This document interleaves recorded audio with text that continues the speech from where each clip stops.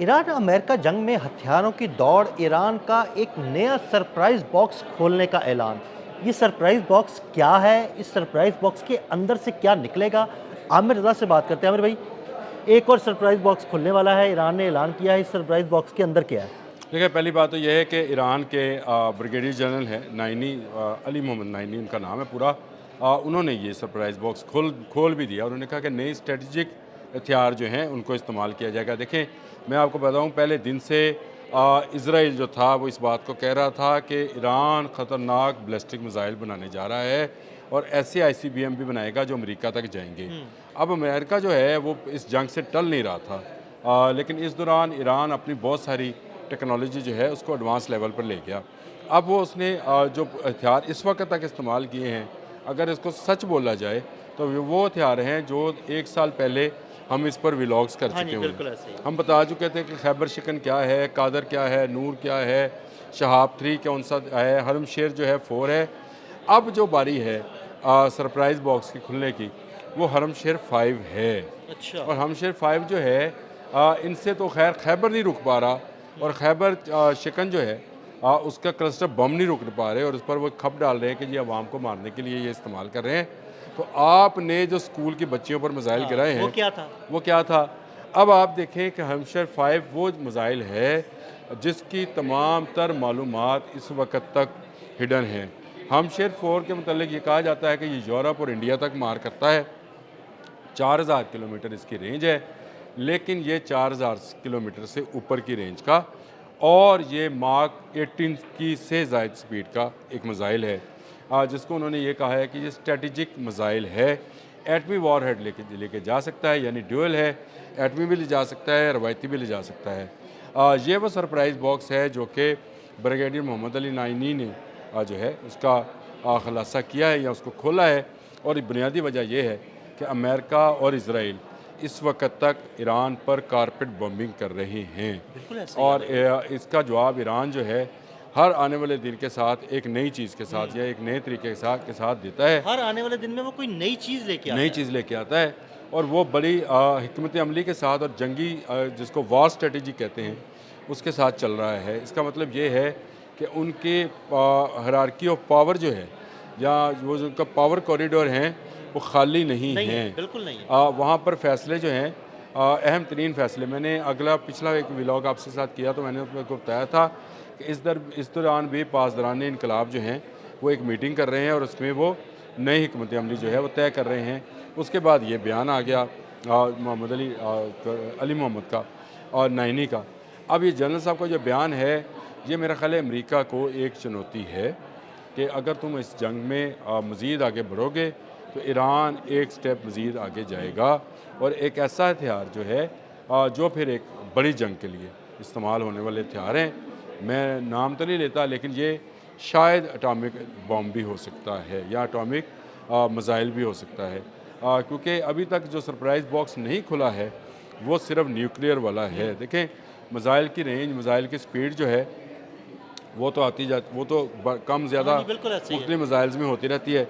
लेकिन अगर एक स्ट्रेटजिक हथियार जिसको बोला जाता है, वो स्ट्रेटजिक हथियार जो है वो न्यूक्लियर या कोई केमिकल हथियार जो है वो भी इस्तेमाल हो सकता है। तो ये जंग जो है ये फिर इस खत्ते के तक महदूद नहीं रहेगी, ये फिर यूरोप तक भी जाएगी, ये फिर उसके आगे अमेरिका तक भी जा सकती है। तो ये मेरा ख़्याल है ब्रिगेडियर जनरल का ये बयान जो है अली मोहम्मद नईनी का, ये बड़ा अहम है। इस हवाले से भी अहम है जिसका मुझे, क्योंकि डोनाल्ड ट्रंप ने कल ही कहा कि हमने तमाम जहाज़ तबाह कर दिए, तमाम मिसाइल बैटरीज तबाह कर दी, बैरियाँ तबाह कर दी, और पूरी क़यादत पासदारान इनकलाब की जो है वो तबाह कर दी है। तो आमिर भाई, ये पासदारान, बयान कहाँ से आ रहे हैं? और इसराइल ये पर हमले कहाँ से हो रहे हैं? अब्राहम लिंकन पर शाहिद ड्रोन का हमला कहाँ से तो हो ये गया? आसमान डोनाल्ड से चीज़ें आ तो रही ये हैं? डोनाल्ड ट्रंप से पूछना चाहिए कि देखें, पासदारान इनकलाब के ही एक रहनुमा ने ये बयान दिया है, बिल्कुल ऐसे ही। और डोनाल्ड ट्रंप ये कह रहे थे कि पासदारान इनकलाब जो हैं वो हथियार फेंक दें, और अमेरिका उनके उनके साथ मिलकर नई रजीम जो है उसको खड़ा करेगा। और मेरा ख्याल है कि ये बयान अमेरिका के लिए एक चुनौती है। अमेरिका के लिए ना भी हो, चले मैं मान लेता हूँ कि अमेरिका के लिए नहीं है, लेकिन इसराइल हाँ, इससे तबाह हो इसराइल के तो सकता है। है।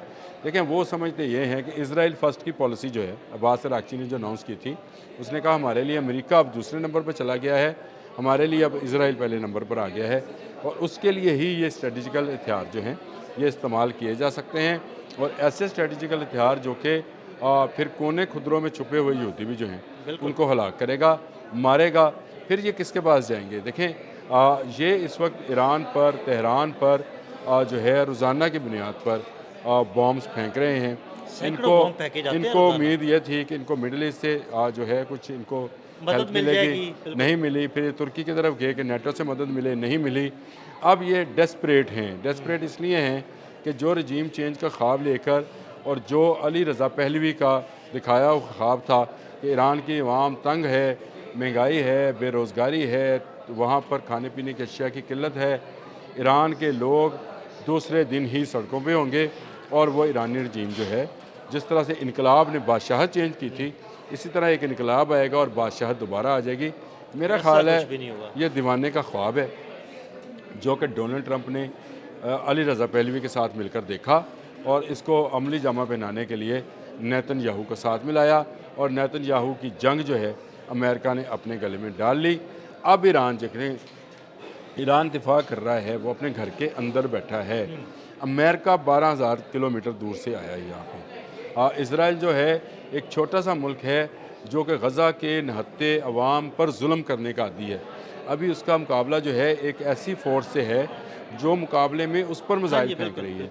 अब आप जितना मर्ज़ी प्रोपोगंडा करें कि ईरान ने अपने मिसाइल बचाने शुरू कर दिए हैं और उसने कम मिसाइल चलाने शुरू कर दिए हैं, वो एक हिकमत अमली के तहत अपना हथियार इस्तेमाल करता है और वो हर एक को अंधे, जिसको असी पंजाबी कहने अन्नेवा, ब्लाइंडली वो फायर नहीं कर रहा। फायर नहीं कर रहा, लेकिन वो रोज़ाना की बुनियाद पर इसराइल पर हमले कर रहा है। इसराइल पर एक दिन के लिए वक्फा नहीं दिया उसने, नहीं दिया, वो रोज़ाना जैसे ही उस पर बीमारी होती है कहीं ना कहीं से इसराइल को हिट किया जाता है। इसका मतलब ये है कि वो बराबर जवाब दे रहा है। हाँ, उसने मिडल ईस्ट में, मैंने आपको सुबह भी बताया था कि मिडल ईस्ट में उसने अपनी मिसाइल्स और बॉम्बिंग्स जो हैं उनको कम किया है। लेकिन अगर आप ये कहें कि आपने हुर्मुज़ में मौजूद अमरीकी बहरी बेड़े को उसने निशाना नहीं बनाया तो उसने बनाया, और उसने तमाम उस अड्डों को आज भी उसने एक अरब मुल्क के यानी अबू धाबी नाम ले लेते हैं, उस मुल्क में मौजूद अमेरिकन फ़ौजी अड्डे को निशाना बनाया। तो ये वो निशाने बनाता है, लेकिन उसकी स्ट्रेटजी ये है कि वो ज़्यादा हथियार ना इस्तेमाल करेगा। हाँ, उस पर जो बॉम्बिंग हो रही है उसका जवाब अभी तक उसने उस तरह से बॉम्बिंग की सूरत में, क्योंकि फ़ज़ाई हमला है, उस तरह से नहीं दिया है। लेकिन मुझे पूरी उम्मीद है कि ईरानी फ़ज़ाइया भी किसी मौके की ताक पे हैं ताकि वो एक ऐसा जवाब उनको दे जिस पर इसराइल को लाजवाब किया जा सके, और ये जवाब भी उनको जल्द मिलेगा। लेकिन ये नया हथियार जो है जो कि जिसको मैंने नाम ये दिया है हमशेर 5, क्योंकि मुझे मेरे इल्म में ये था कि इस पर बड़ी तेज़ी के साथ ईरान के अंदर काम हो रहा है। हमशेर 4 के बाद ये 5 पर गए थे और 5 जो है वो एक मार्क 18 की स्पीड से ज़्यादा की स्पीड का जहाज़ है। हाँ, ये वो स्पीड है जो इनसे तो मार्क 15 वाले नहीं पकड़े जा रहे, मार्क 18 मैं आपको बताऊँ। चलें, ये अगली गति फिर सुलझा लेंगे। DF-17 का नाम सुना है आपने? जी बिल्कुल बिल्कुल। डैंग फोंग 17 चीन का है, ये उसी का ही रेप्लिका है। अच्छा, और ये दुनिया का ख़तरनाक तरीन हथियार है जिसका अभी तक इंटरसेप्टर बना नहीं हुआ। ज़बरदस्त ज़बरदस्त, बहुत शुक्रिया आमिर भाई। आमिर भाई ने बड़ी तफसील के साथ इस सारे मामले पर रोशनी डाली। अदील अहमद और आमिर रज़ा को इजाज़त दीजिएगा। अल्लाह हाफ़िज़।